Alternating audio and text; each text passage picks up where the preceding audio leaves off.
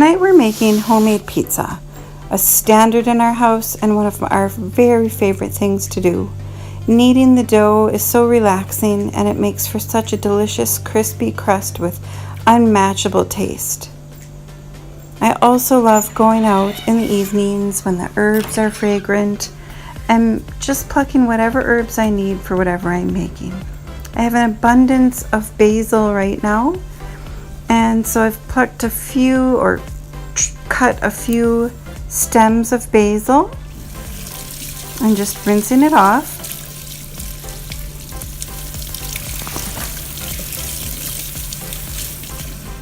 My pizza dough recipe can be found in the notes below. I don't have any fresh tomatoes right now, but I show you how I make some homemade pizza sauce or pasta sauce a little bit later in this video. And then I get to pluck that fresh basil and add it on to my pizza, and it kind of crisps up in the oven, but still delicious.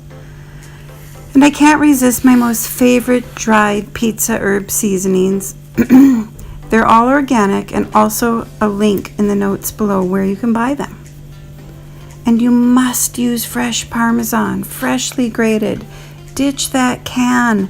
Some people even say there's sawdust in that can. When it came out of the oven, it was so delicious. I couldn't wait to crunch into it. Do you make homemade pizza? Leave a comment below and share your favorite recipe. Enjoy! So for my pasta sauce, I've got some oregano, rosemary, parsley, and thyme.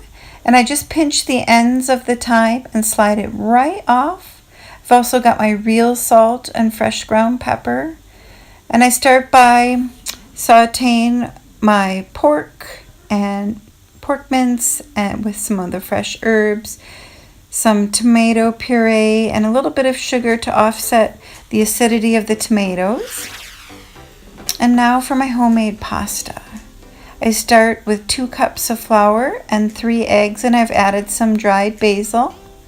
And I just mix that together with my fingers until a dough is formed, and I knead it just a few minutes until it comes together. And I add some flour and I start running it through my pasta machine. There's all these dials from 1 to 9, and you keep running it through until it gets to the right consistency through the machine. It helps it just get thinner and thinner, as you can see here. Sometimes I'll cut those long strips just to make it easier to work with in the machine. And when you're ready, you can choose what type of pasta cut. Today I'm making fettuccine. And it definitely helps to enlist the help of your husband or your daughter, or tonight I used both, because then you've got to take it over to your drying rack. And it's so exciting and satisfying to see. The whole process goes quite quickly. And then you honestly just boil it like regular store-bought pasta. And it takes less time. And it bubbles right up to the surface. So after about 4 minutes, it's probably ready to go. And I just put it through my colander. And I prepared my sauce to put right over top the pasta. And enjoy a homemade meal from scratch for the most part. Check out our recipe and links below and subscribe today. Thanks so much for watching, and give us a thumbs up.